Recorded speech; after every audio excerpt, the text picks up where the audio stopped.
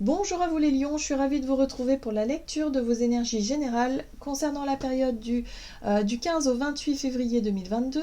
J'espère que vous allez tous et toutes très bien. Donc on va regarder ensemble avec le petit oracle des fées ici pour commencer votre guidance. Donc je rappelle que c'est une guidance très générale, prenez vraiment ce qui résonne pour vous. Vous pouvez consulter votre signe ascendant ainsi que votre signe lunaire pour avoir plus d'infos. Et puis pour les personnes qui souhaitent une guidance personnalisée, vous pouvez me joindre via mon site julieguidance.com. Vous avez le lien dans la barre de description de la vidéo. Allez, c'est parti pour vous les lions. Ascendant lion et lune en lion. Du 15 au 28 février. Alors.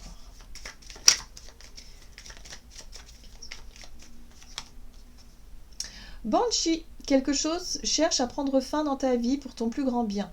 Ne t'attache pas à ce qui se termine. Au bout se trouve la guérison et l'espace pour de nouvelles aventures. Ok. Il y a quelque chose qui prend fin. Alors, qu'est-ce qu'on vous dit? Avec le tarot psychique pour vous les lions. Ok, d'accord. Bon, ça peut concerner...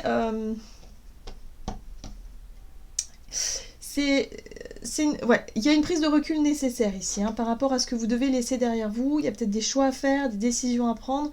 Parce que il y a des choses qui se terminent. Ça peut être sur le plan professionnel, peut-être relationnel. Il y a des engagements aussi peut-être qui sont remis en question.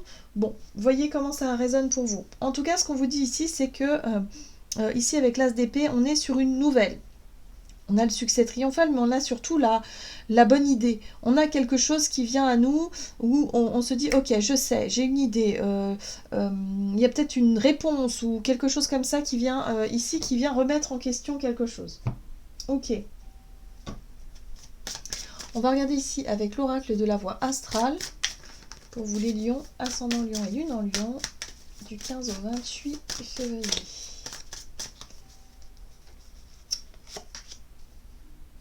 Vous avez la maison 2. Je cesse de me reposer sur mes acquis. Ok. Ben oui, là j'ai l'impression que vous remettez quelque chose en question.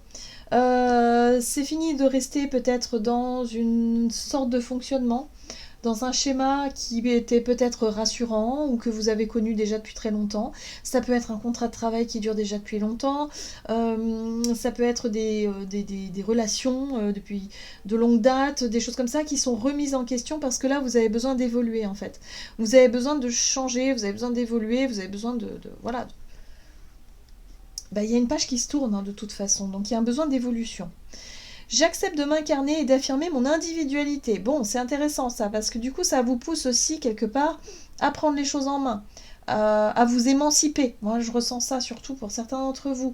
À faire les choses parce que vous avez vraiment envie de les faire et parce que c'est à vous de prendre cette responsabilité de faire des choix, en fait. Ok. On va regarder ici avec la sagesse de l'oracle pour vous les lions, ascendant lion et lune en lion. Ok, bon, on parle ici de confiance. Très bien. Donc la confiance en vous, mais surtout la confiance en votre destinée. On voit bien les jolies étoiles qui sont là et qui parlent de guidance, d'accompagnement, de bénédiction quelque part. Donc là, on vous dit, voilà, ayez confiance en vous et ayez confiance aussi en votre intuition, en la vie, en votre destinée. Oui, parce que le mental, il va être sollicité, c'est-à-dire que là, vous pourriez effectivement être dans une très très grande réflexion, vous pouvez vous imaginer tout un tas de scénarios, mais voilà, le but étant quand même de pouvoir justement faire des choix et vous positionner à un moment donné, quoi. D'accord. Alors, on va regarder du côté de votre énergie d'action et activité avec l'oracle des nombres, pour les lions, ascendant lion et lune en lion. Ok, partenariat, ouais, il y a peut-être des contrats, des choses comme ça, des promesses, des engagements qui vont pouvoir vous permettre effectivement d'avancer. Alors, soutien extérieur.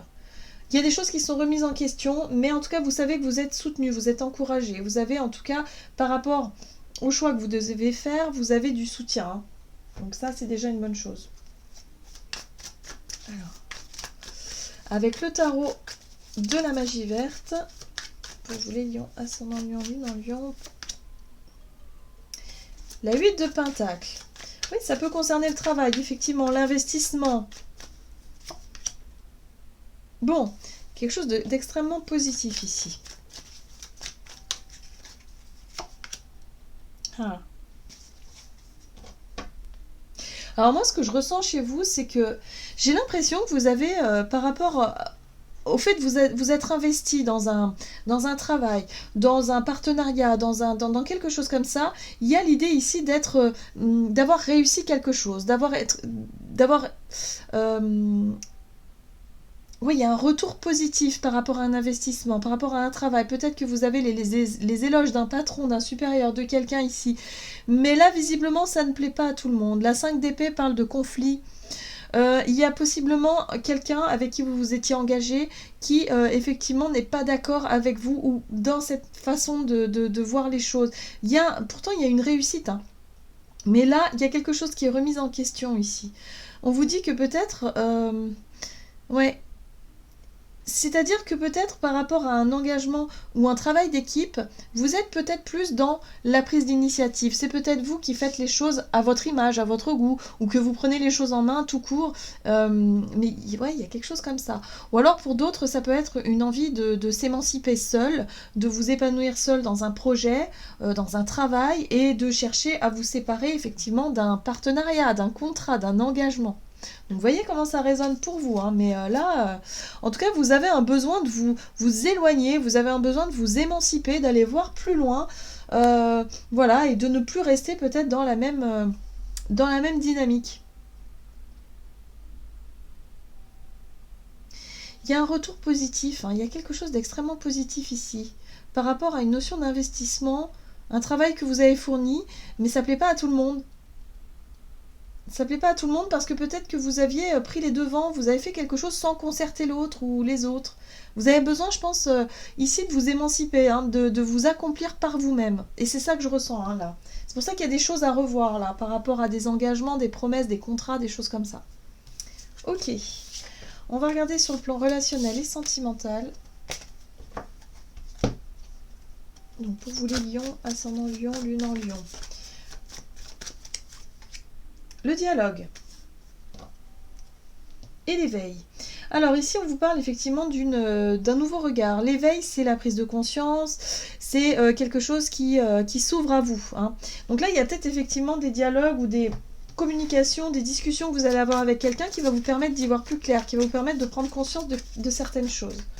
Ok, qu'est-ce qu'on vous dit? Lion, ascendant lion. Les choix.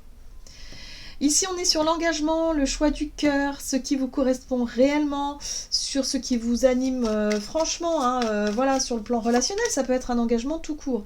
Et là, il y a vraiment la 8 d'épée. La 8 d'épée, c'est l'impression d'être piégé, l'impression de ne pas trouver de solution, l'impression de ne pas pouvoir choisir, tout simplement, de ne pas pouvoir vous engager ou de ne pas savoir comment faire, voyez? Donc là, il y a peut-être une discussion avec quelqu'un qui va pouvoir vous aiguiller, ou en tout cas vous faire prendre conscience de ce qui vous entrave, ce qui vous empêche de vous sentir libre, ou ce qui vous empêche d'y voir clair dans cette situation-là. Alors, le roi de Pentacle. Le roi de Pentacle peut représenter quelqu'un.